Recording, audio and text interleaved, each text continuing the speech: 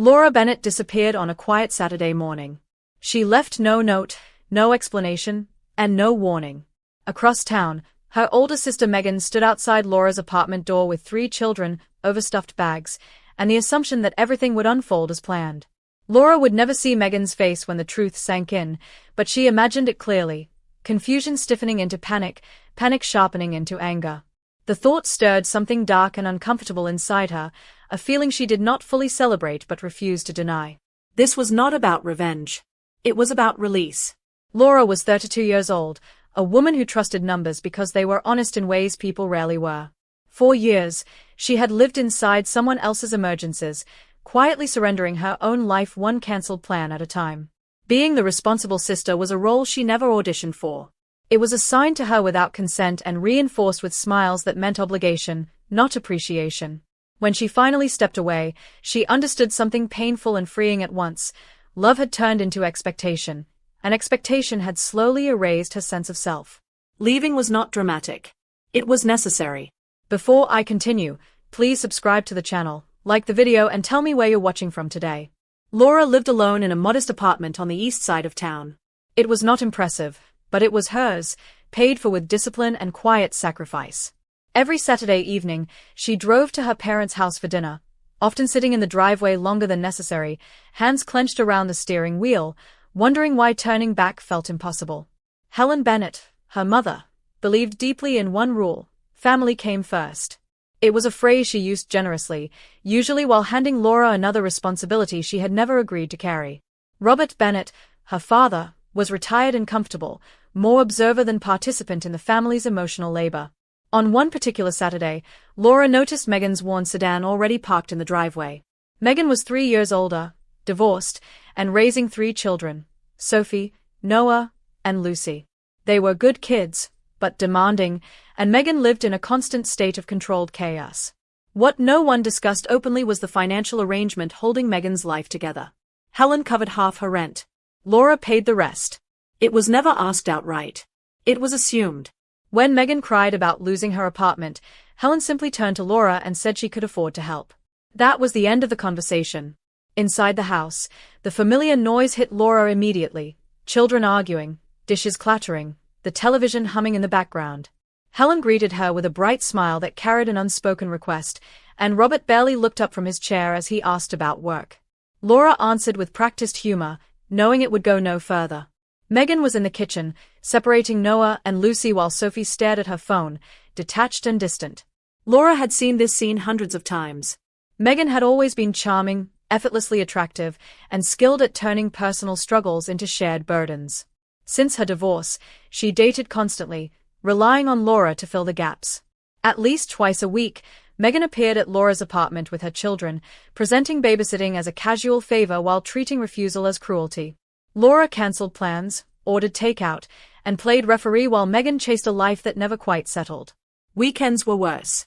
Shopping trips somehow turned into full-day childcare assignments, delivered as statements, not questions. Laura had tried to set boundaries before, gently at first. Megan responded with tears. Helen responded with lectures. Robert stayed silent. Over time, Laura absorbed the accusation that wanting time alone was selfish. She believed it, until the weight of it became impossible to ignore. That evening, something felt different. Megan glowed with anticipation, exchanging looks with their parents like a rehearsed performance. Halfway through dinner, she announced she had news. Helen beamed as if celebrating a victory already secured. Megan explained she had met someone new, a man named Ethan, and described him with dramatic certainty. He was stable. He was serious. He was different. Laura waited, knowing better than to relax. There was always more. Megan admitted she had not told Ethan about the children yet. She wanted to be sure before complicating things. Laura's stomach tightened. Then Megan revealed the real plan. Ethan had invited her on a weekend trip. She needed someone to watch the kids. Just for 2 days. Laura said no. Calmly, clearly, and for once, without apology. She had a commitment of her own. The silence that followed was sharp. Helen stepped in immediately, dismissing Laura's plans as unimportant. Megan's eyes filled with tears on cue. The word selfish landed again, heavy and familiar. Laura surprised herself by pushing back. She listed the babysitting, the rent, the sacrifices. The truth stunned them. Megan stormed out. The kids cried.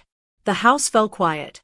And Laura, exhausted and cornered, eventually agreed to watch them, one last time, without realizing it would change everything.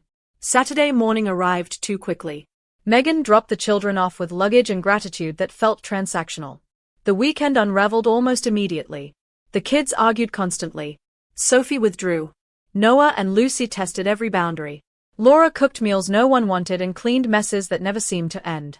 On Sunday afternoon, a crash echoed through the apartment. Laura found her new television shattered, Noah sobbing, Lucy defensive, and the remote lying on the floor. It was an accident, but it was also symbolic. When Megan returned that evening, she barely reacted. No apology. No offer to help. Just a shrug and a comment about kids being kids. Laura paid for the repairs herself. Weeks passed, but something inside her shifted permanently. Then a chance meeting with Claire, a mutual acquaintance, revealed Megan's next plan: to move Ethan in and quietly send the children to live with Laura for months. Laura listened without interruption. She didn't confront anyone. She didn't argue. She made a decision. Quietly, efficiently, and without permission, Laura began preparing to leave. This time, she would not explain herself. She would simply be gone. Laura did not react the way she once would have. She did not call Megan to argue or rush to her parents to explain. She understood now how those conversations always ended, with her feeling smaller and more trapped than before. Instead, she acted. Early the next morning, she called her landlord, Mr. Harris, a practical man who valued reliable tenants. She explained calmly that family circumstances required her to end her lease early. There was no drama in her voice, no plea. Mr. Harris surprised her with kindness. He told her she had been a model tenant and that if she could be out by the end of the following week, there would be no penalty. When Laura hung up, she sat still for a moment, absorbing the feeling that washed over her. Relief. It was unfamiliar and almost frightening. She spent her lunch breaks apartment hunting, deliberately searching on the opposite side of town. She needed distance, not just physical but psychological. Within 3 days, she found a small one-bedroom near the river. It was quiet, affordable, and available immediately. Laura took vacation days and packed with precision. She moved box by box, keeping her plans to herself. Not her parents. Not Megan. Not even Rachel. Silence became her shield. By Thursday night, Laura sat on the floor of her new living room, eating takeout, surrounded by unpacked boxes and something she had not felt in years: peace. On Friday afternoon, Laura's phone rang. Helen's name appeared on the screen, and Laura knew exactly why she was calling. Helen invited her to dinner the next evening, her voice carefully casual, rehearsed. Laura agreed without hesitation. She understood what the invitation truly was: a setup. This would be the moment Megan's plan was presented as a family decision, framed as sacrifice and love. Laura arrived Saturday afternoon to a familiar scene. Megan's car in the driveway. The children running freely in the yard. Robert at the grill. For a brief moment, nostalgia tugged at her. The image looked perfect, warm, and normal. Dinner unfolded easily. Laughter. Food. Then Megan cleared her throat and announced her news with practiced excitement. Ethan was moving in. Helen praised the decision. Robert nodded his approval. Megan explained that Ethan was not ready for children yet and suggested the kids stay with Laura temporarily. She spoke as if it were already settled. Laura listened quietly, nodding at the right moments, hiding her resolve behind calm politeness. Megan added details: babysitters, schedules, finances, assuming Laura's compliance. Helen reinforced the narrative. Robert spoke about stability and family duty. Laura finished her meal, wiped her hands, and asked one simple question. When would this start? Megan smiled brightly. Next Saturday. Exactly 1 week away. Laura smiled back and said yes. Megan hugged her, relieved. No one noticed how easily Laura agreed. No one realized she had already left. Saturday morning arrived clear and quiet. Laura woke in her new apartment, brewed coffee, and sat by the window watching the river drift past. She imagined Megan across town, arriving at the old apartment with the children and months' worth of luggage. At 9:15, Laura's phone rang. She let it ring. Then again. And again. By 10 o'clock, messages flooded in. Megan was confused. Then angry. Then desperate. The landlord had answered the phone taped to the door. He told her Laura had moved out. Panic set in. Helen called repeatedly. Robert texted once, demanding an explanation. Laura silenced the phone and went for a walk. When she returned, the messages had escalated. Megan begged. She pleaded for help, warning that Ethan was on his way. Laura made lunch and read, letting the hours pass. Around 4 in the afternoon, a message came through that simply read, "I hate you." Laura felt no triumph, only clarity. Later that evening, her cousin Emily called. Emily listened as Laura explained everything: years of babysitting, financial support, broken boundaries. Emily did not interrupt. When Laura finished, Emily spoke firmly. She told Laura she had done the right thing. For the first time, someone in the family said it without hesitation. Laura thanked her and ended the call. The apartment remained quiet. For once, silence felt like safety. 2 weeks later, Emily called again with news Laura had not expected. Megan's plan had collapsed entirely. When Ethan arrived with his belongings, he found 3 children waiting. Megan had no choice but to confess. She admitted she had hidden their existence, hoping to ease him into the truth later. Ethan left immediately. He did not argue. He did not shout. He simply said he could not trust someone who lied about something so fundamental. Laura felt a pang of sadness, not for Megan, but for the children who had watched yet another adult disappear. The fallout spread through the family. Questions were asked. Assumptions unraveled. Helen called Laura days later, her tone icy and accusatory. She blamed Laura for the breakup, for Megan's pain, for everything that followed. Laura listened quietly before responding. She told her mother the truth, that Megan had created her own consequences and expected Laura to absorb them. Helen accused Laura of abandoning the family. Laura replied calmly that she had been abandoned long before she ever left. The call ended without resolution. That evening, Laura cancelled the automatic rent payment she had been sending for years. She sent Megan a brief message explaining the change, then blocked her number. She blocked her parents as well. The finality of it settled slowly, like a deep breath finally completed. Life did not become perfect overnight, but it became hers. Laura reclaimed her weekends. She accepted invitations without fear of cancellation. She went out after work and returned home to uninterrupted quiet. Rachel threw her a small belated celebration, laughing as she told Laura she seemed lighter, freer. Laura agreed. She was learning what peace felt like when it was not borrowed or conditional. Emily kept her updated occasionally. Megan moved to a smaller apartment. Helen and Robert now helped with childcare, discovering the weight Laura had carried alone. Months passed. Laura missed the children sometimes, but she did not miss the role she had been forced to play. She understood now that boundaries were not punishments. They were protections. Family love did not require self-erasure.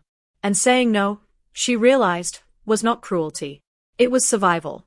For the first time in years, Laura stood firmly inside her own life, no longer apologizing for taking up space. The weeks that followed were quiet in a way Laura had never experienced.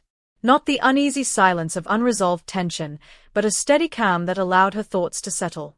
She adjusted to her new routine slowly, learning how to fill time that once belonged to other people's emergencies. She cooked meals she enjoyed, went for evening walks by the river, and rediscovered small pleasures she had abandoned without noticing. There were moments of doubt, usually late at night, when old guilt tried to resurface. Years of conditioning did not disappear easily. She would replay conversations in her head, wondering if she had gone too far. But each time, she reminded herself of the facts. She had not abandoned children. She had refused exploitation. One afternoon, she ran into a co-worker who casually mentioned how peaceful Laura seemed lately. The comment startled her. Peace was visible now.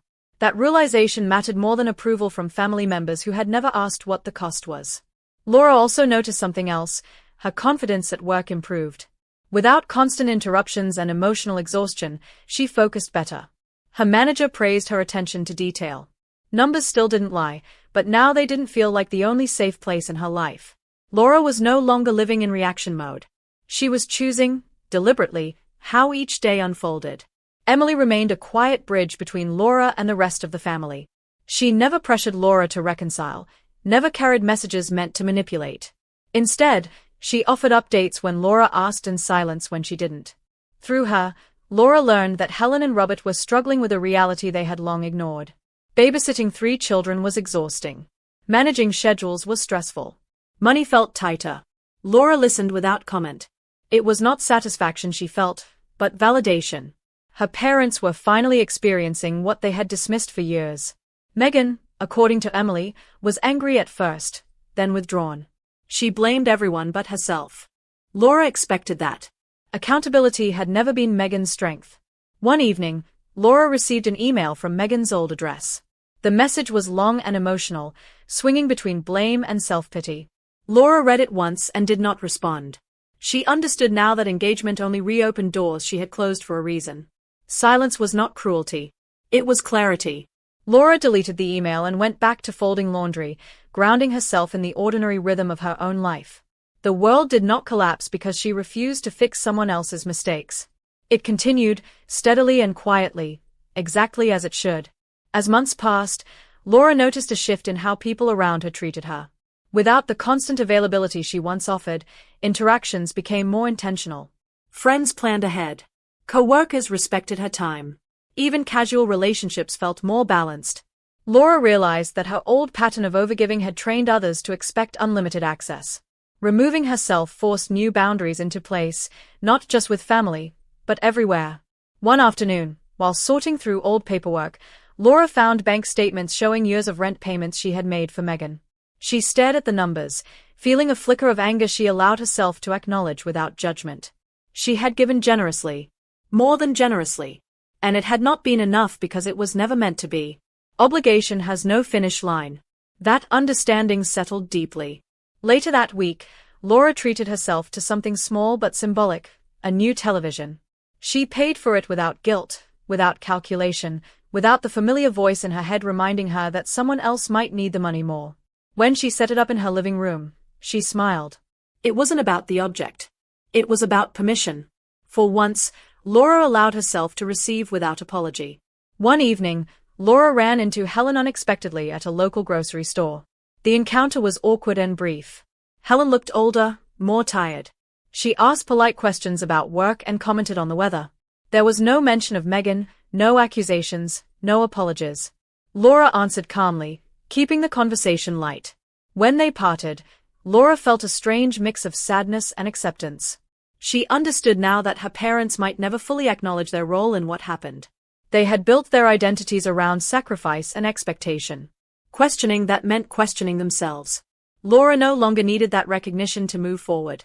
Later that night, she reflected on how far she had come. She had learned that love did not require endurance of harm. That family was not defined by blood alone, but by respect. Laura began to imagine a future shaped by her own values rather than inherited obligations. The idea no longer frightened her. It steadied her. She was building something quieter than reconciliation but stronger, self-trust. By the third month, Laura's life felt settled in a way she had never allowed before. Her weekends belonged to her. Her finances were stable. Her emotional energy was no longer drained by constant crisis management. She still thought about Sophie, Noah, and Lucy, hoping they felt safe and loved. That concern remained, but it no longer controlled her choices. Laura understood now that rescuing adults at the expense of herself helped no one in the long run. When Rachel asked if Laura regretted how things ended, Laura considered the question carefully. She shook her head. Regret implied a better alternative had existed. It hadn't. What she felt instead was clarity. She had chosen herself without cruelty, without revenge, and without theatrics. Just action. Just boundaries. And that choice had changed everything. As summer edged closer, Laura noticed how different life felt without constant vigilance. There were no sudden knocks on her door, no urgent calls demanding immediate solutions. She slept through the night. Mornings felt lighter. At work, the change was noticeable. Her performance review reflected focus and consistency she had always possessed but rarely had space to use. For the first time, Laura considered advancement without wondering how it might conflict with family demands. Growth no longer felt dangerous. Evenings became simple and intentional. Music playing softly while she cooked, books read without interruption, long walks taken because she wanted them, not because she needed escape. The absence of chaos revealed a truth she could no longer ignore. Wanting stability did not make her selfish. It meant she had been surrounded by people who benefited from her exhaustion. Accepting that stung, but it also clarified everything. Laura stopped explaining her choices, even to herself. She was no longer living defensively. She was living deliberately. Emily remained the only connection Laura allowed to the family she had stepped away from. She never pushed reconciliation or delivered guilt-laced messages. When she shared updates, they were factual and unembellished. Helen was tired. Robert was overwhelmed. Babysitting 3 children was harder than either had expected. Laura listened quietly, offering no commentary. The experience spoke for itself. Megan, Emily said, was angry and defensive, blaming circumstances rather than decisions. That came as no surprise. Accountability had never been Megan's instinct. Later that week, Laura met Rachel for coffee. They talked about upcoming plans, trips, small joys. There were no emergencies to interrupt the conversation. Rachel mentioned how often Laura used to cancel at the last minute.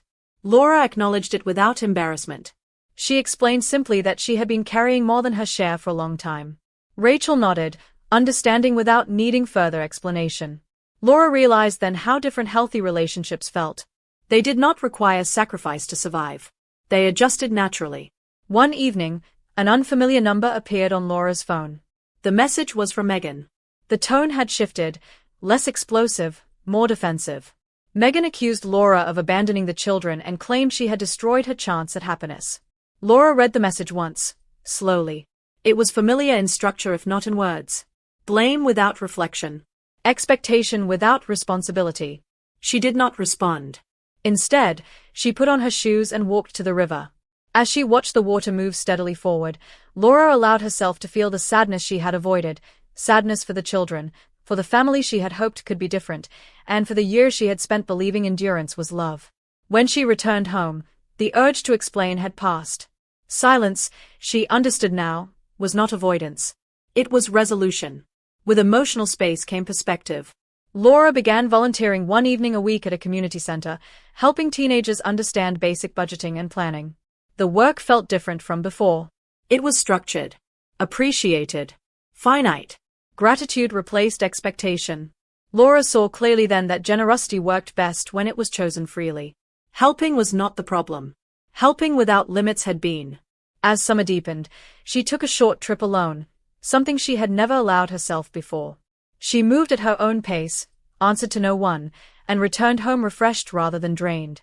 Independence no longer felt like isolation. It felt earned. By the end of the season, Laura no longer measured her worth by how much she sacrificed. She measured it by how honestly she lived. The absence of her parents and sisters still carried a quiet ache, but it no longer defined her days. Laura accepted that reconciliation might happen someday, or it might not. Either way, she would not return to a life built on guilt and silence. She had learned that boundaries were not walls meant to shut people out, but foundations that allowed her to stand upright. Choosing herself had not destroyed her family. It had simply revealed the truth of it. And in that truth, Laura finally found room to breathe.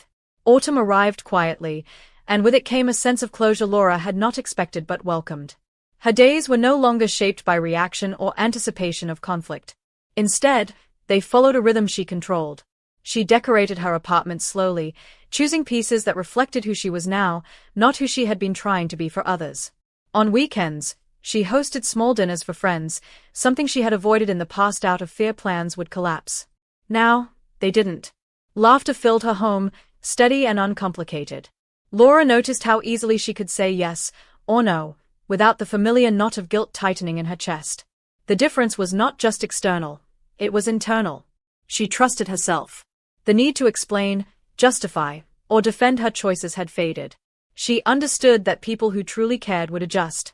Those who did not were revealing their limits, not hers. This clarity felt like maturity, earned through discomfort rather than age. Laura no longer waited for permission to live her life. Occasionally, memories surfaced uninvited. The sound of children laughing in a store aisle. A familiar car model passing on the street. Laura allowed those moments to exist without pulling her backward. She missed Sophie, Noah, and Lucy in a distant, careful way, holding space for affection without reopening wounds. Through Emily, she learned the children were doing well in school, adapting, growing. That knowledge mattered. It reassured Laura that her absence had not broken them. If anything, the adults around them were finally stepping up. Laura reflected often on how easily love could become distorted when mixed with entitlement. She understood now that endurance was not the same as devotion. Letting go had not erased her compassion, it had refined it. She could care without disappearing. That balance had once seemed impossible. Now it felt essential. As the year drew closer to its end, Laura received a handwritten card in the mail. The return address belonged to Helen. Inside, the message was careful and restrained. There was no apology, no admission of fault. But there was acknowledgement. Helen wrote that she missed Laura and hoped she was well. Laura read the card twice, then set it down. She did not rush to respond. She allowed herself time to consider what Reconnect Ion would mean and whether it could exist without erasing the boundaries she had built. For the first time, she felt no pressure to decide immediately. Choice was hers now. That realization was powerful. Laura placed the card in a drawer, not as a rejection, but as a pause. Healing did not require speed. It required honesty. One evening, Laura sat by the river again, watching the water move steadily forward. She thought about the woman she had been when she disappeared that Saturday morning, tired, cornered, quietly desperate. She felt compassion for that version of herself. Survival had demanded courage she did not know she possessed until she used it. Laura understood now that walking away had not been an act of anger, but of self-preservation. She had stopped enabling choices that harmed everyone involved, including herself. Boundaries had given her something family obligation never had, freedom with integrity. She smiled softly, recognizing the strength she had built without applause or approval. Laura's story did not end with reconciliation or dramatic forgiveness. It ended with stability, with peace, with a life that belonged to her. She continued forward carrying what she had learned, that love without respect becomes control, that helping without limits becomes harm, and that saying no can be an act of deep responsibility. Laura did not disappear to punish anyone. She disappeared to save herself. And in doing so, she finally stepped fully into her own life, grounded, whole, and unafraid to stand tall within it. Thank you for watching till the end. If this story resonates with you, you're not alone. Feel free to share your thoughts in the comments below. Don't forget to like the video and subscribe.